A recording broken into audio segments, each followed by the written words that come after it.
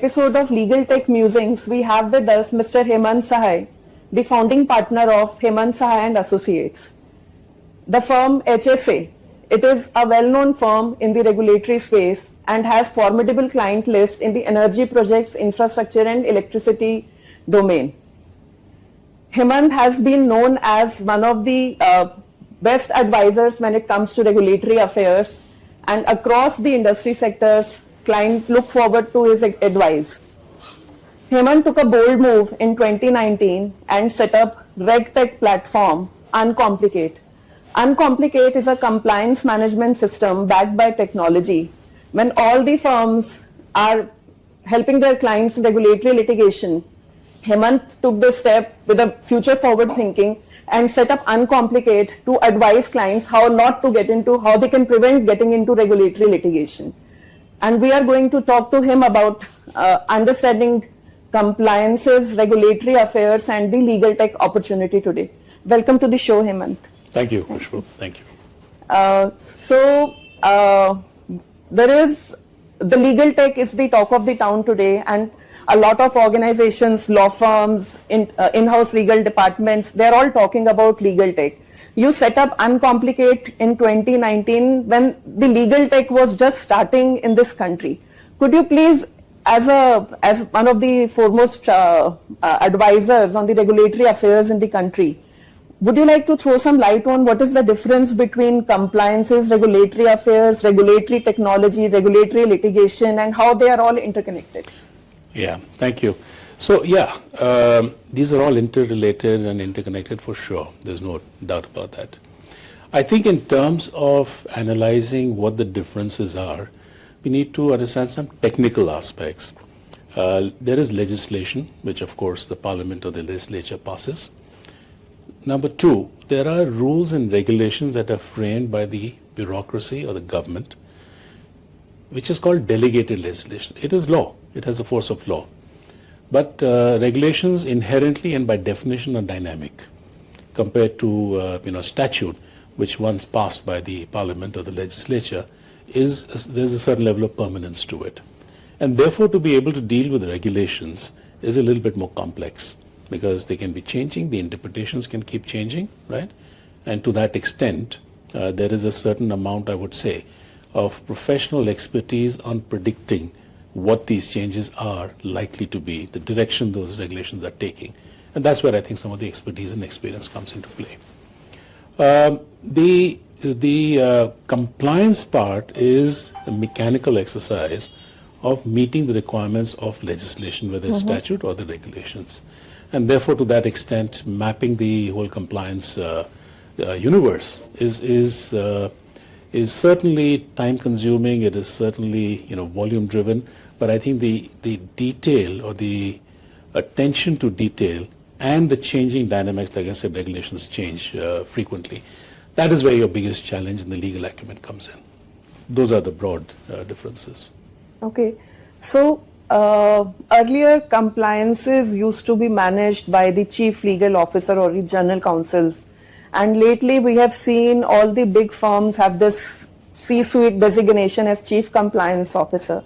So in the light of enterprise risk management, or I should say enterprise legal risk management, are compliances becoming really important, and why are companies so much focused on being compliant? I think you have to map this also with the evolution that the country has gone through in terms of our economic scenario.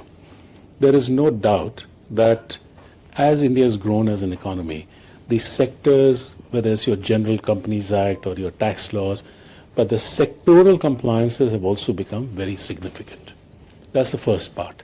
So earlier, what was a laundry list is today a more dynamic and a much more complex exercise, which can't be done by your traditional methods of having somebody checking his usual compliances on a daily basis. The second part is that the consequence of non-compliance and the cost of non-compliance is significantly higher.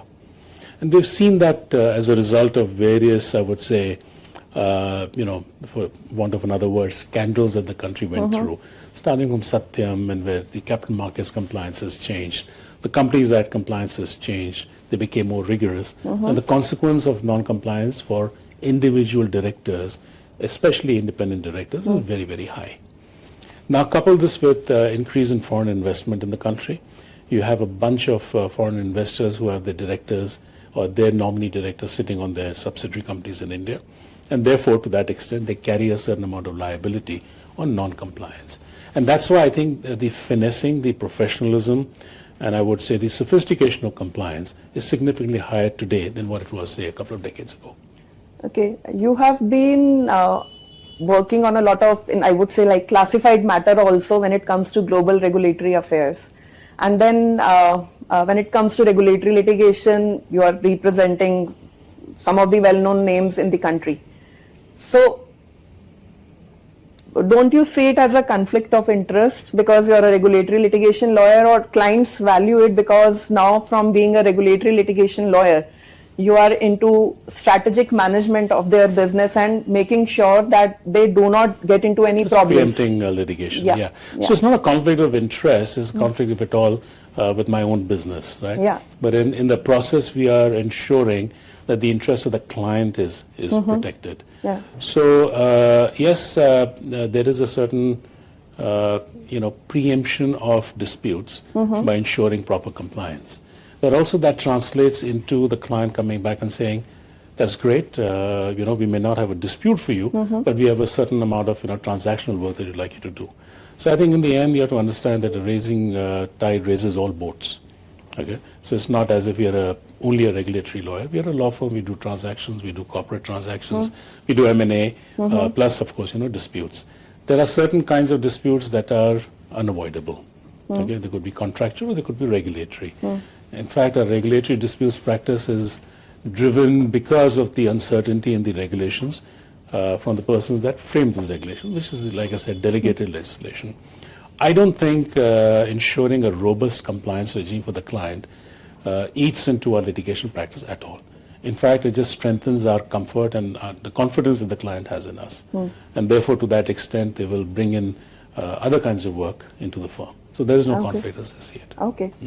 And if we look at the different kind of industry sectors, you have worked in many of the sunrise industry sectors of India, like energy, electricity, projects, construction and infrastructure. And these are traditional sectors. I don't shy away from saying these are called as, some of these companies are run by, they are called as Lala companies in our country. Correct. How have you been able to bring them into the fold of compliances and using technology and moving away from the traditional way of running their businesses? Well, I think the answer to that is very clear. Even the so-called Lala companies today are very, very professionally run. Okay. Not because we ask them to do it, because the cost of non-professionalism is very, very high. Today, when I say today, over the last two or three decades, obviously there's been a very significant change in the way businesses are run. Okay. And therefore, to that extent, what a Lala company could manage earlier, they cannot do that anymore. Because even the decision makers on the regulations, on the regulatory side, are driven by rules that are much more, I would say, clearer, transparent, and enforceable. So I think every promoter recognizes the value of compliance, recognizes the fact that he'd rather preempt dispute than deal with it later, which is always more expensive. Okay. Would you like to give some examples from the case studies where the timely compliances and management of regulatory affairs really prevented companies? Yeah, that's a good question, and there are several instances. I obviously can't disclose details, but on a simplistic basis, 2010, and when the government of Gujarat started its first major solar program, there were certain sets of regulations and contracts within which the developers had to work. So for one of the clients, we were doing significant amounts of M&A in terms of acquiring those assets, those PPAs. And obviously the whole issue was, are these acquisitions legitimate? Because there are certain restrictions and frameworks within which one had to work. So we had designed a very specific framework within which those M&As could be done without breaching either the regulations or the contracts. The question was, will this stand scrutiny and will this withstand the test of time? So I can tell you, we did escalate that within the establishment within the government itself. And we got the government to sign off on that, saying that, yeah, this is legitimate, we have no issues with it. On that basis, I think very significant investments were made, including foreign investors that came into that platform. So I think the answer is yes, preemption, the clients need to look at the cost avoided as opposed to the cost paid, and also the opportunities that it opens up. And we see that every day. I mean, we go to clients and say, we will do a diligence on the land that you acquire, so that when you get to the banks are not going to ask you to do that same diligence all over again. Yeah. So when the banks look at who's done the title search reports and who's done the diligence on the land, and when they see our name, so there's a level of credibility, and the banks will insist with the client saying that, okay, just do some parcels, kind of sample TSRs, not necessarily the entire plot of land. Now I'm talking about thousands and thousands of acres of land, because one solar park or one solar project can run into multiples of hundreds of acres. Yeah. So I think that's the cost, the direct cost that the client pays to us as a professional fee is a fraction of the cost that they would actually end up paying in case of non-compliance. As a strategic legal advisors to the clients, and today we are seeing, as we sit here today, I read in the newspaper yesterday that there are around 7 to 9 IPOs that are coming within this week in our country. Yeah. So when a regulator like SEBI, they are assessing a company which is ready to file an IPO, does being compliant, so having women directors on board and labor law compliances and all these things, does this help? What advice would you like to give to the SME, MSME sector of India? That's a very good question. Yeah. So I sit on the boards of a few listed companies, but I also sit on the boards of companies that are preparing themselves for an IPO. Okay. So one of the reasons why those clients wanted us or wanted me on the board was precisely for this reason, to be able to ensure or assist the company in its compliances, so that when they do come up with a red herring prospectus and they actually get to the market, the scrutiny on regulations and compliances will actually be significantly lower. And I think we all know the cost of, like I said, again, just repeating this, the cost of non-compliance today, both in terms of direct cost and opportunity cost, is huge. Yeah. So I think, my advice is that all of the companies that are looking at going to the market need to be squeaky clean, and it's not complicated, it's not difficult. There are experts, there are professionals like ourselves that can help uncomplicate things. And we can actually help clients prepare for their IPOs. We are doing that as we speak. Okay.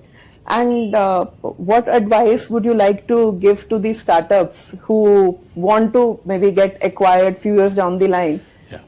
So again, whether it's an IPO or an acquisition or an M&A or a strategic